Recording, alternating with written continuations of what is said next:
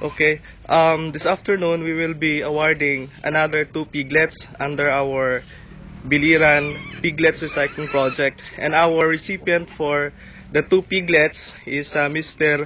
Rudy Machete of Sitio Ilawod, no, in Barangay Karay-Karay, Naval, Biliran. So Mano, Rudy, ito yung 2 piglets ha. So dapat alagaan mo.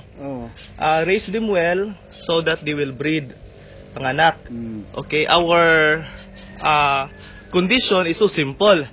You have to return 6 piglets, no, kay tagtulo kada usa ka baboy. If you cannot return it sa first breed, you can do it in the second breeding. Now, after you return the 6, everything is yours. Imo na tanan, including the pig inahin and the succeeding breed.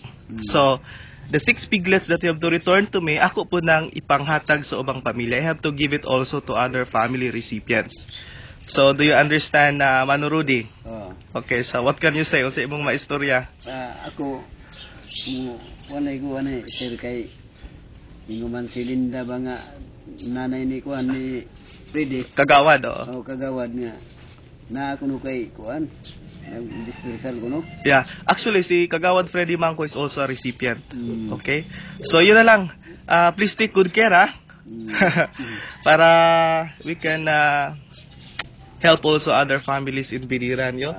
It cost us 2,000 pesos each to buy that, about $50.